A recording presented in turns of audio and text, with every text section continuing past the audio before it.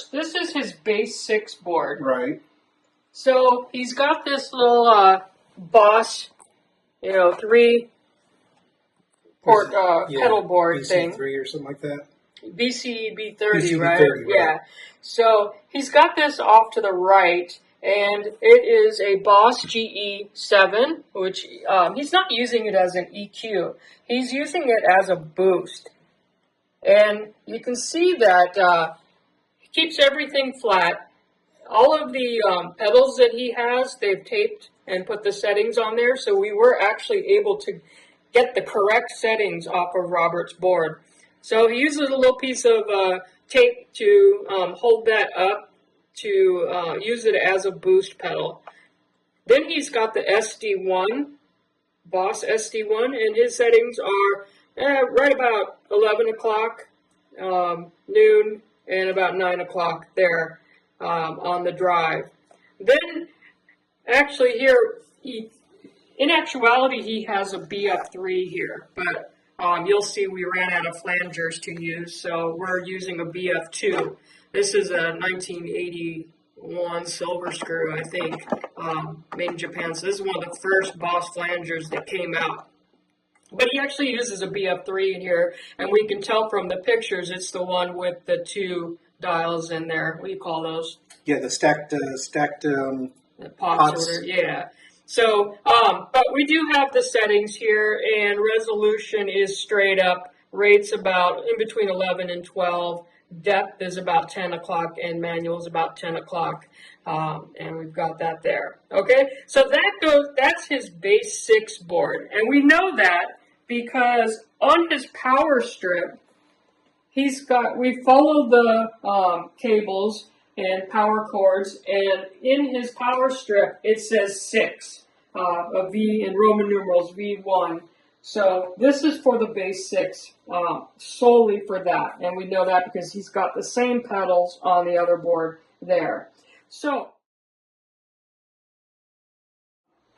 his regular guitar setup, he's got a Dunlop Crybaby 535Q, as you can see here.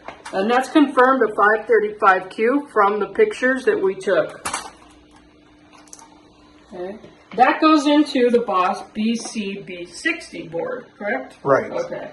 So, not sure why, but it says harmonica on here. So we wrote harmonica on here just to be kind of true to the as board. Authentic as possible. As authentic as possible. Thanks, Andy.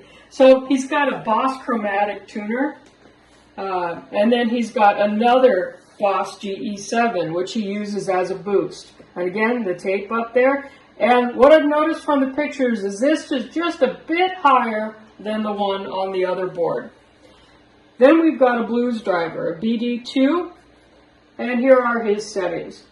About 1 o'clock on the level, and then 9 o'clock on the tone, and gain is about 9 o'clock as well.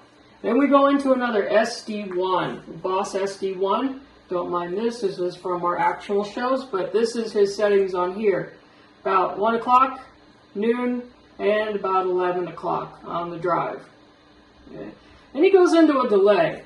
And we're not quite sure because his tape is actually more like a 2-inch tape, and it covers up the labels of the pedals. But from what we can gather, it is a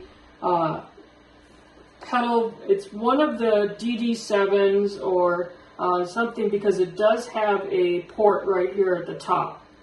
So we went ahead and put a D7 on there, and this is about 11 o'clock, 10, 11 o'clock, noon, and noon on here, and it's that 800 millisecond one.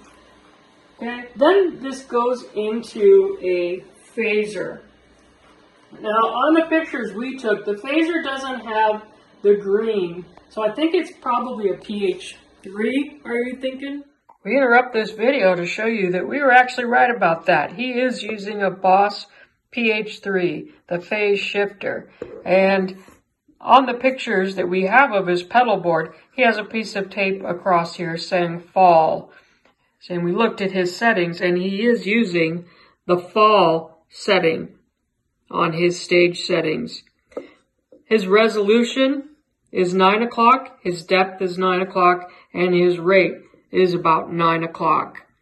So he is using that fall setting on the PH3, and we know that because he's got a piece of tape across here that says fall, and he's got it on the fall setting that we can see. So back to this video, we hope you're enjoying it. So then it gets interesting. We go into this board, and I apologize for not having another BCB30, so we use the lid on it. So we will show you when we're inaccurate on some things, and that's where we're a little bit inaccurate. Okay, so we've got definitely a DD3 on there, because when we look at it, there is no input jack on the top there. His cabling covers up this one here, so we're pretty confident that's a DD3. So we've got a DD3. His says 155 on here. And our settings are straight up all across there.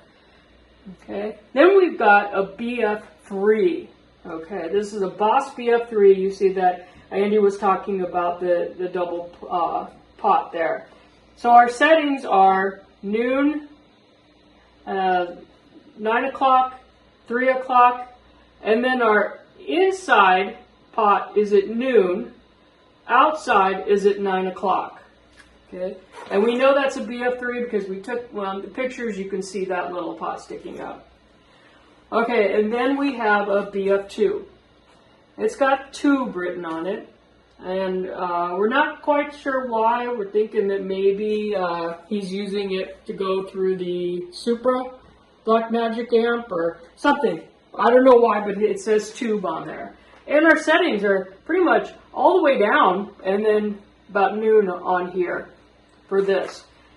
And following the electrical cabling back to the power source, the blocks on the power source say a forest on it. So I'm thinking he uses this board for a forest. For a forest.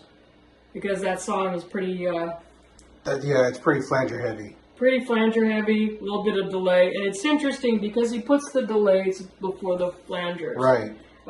And he's got his delay before the phaser here. So he's layering box here. So you can put 3 instruments in here. So we're thinking he uses the 6, the acoustic, and his electric guitar in there. And you can put 2 out to 2 amps. So he uses a lot of different amps. Roland Cubes, Supra Blackmagic. He's been using PV, he uses Orange, he uses a lot of different amps. Right. But we're thinking that one goes out to the Rolands and one goes to the Supra Blackmagic. Sound good? Yep. If anybody knows anything for sure, let us know, and I will make sure to correct our information there. But this is our best guess at what he is using this for. Okay, close it.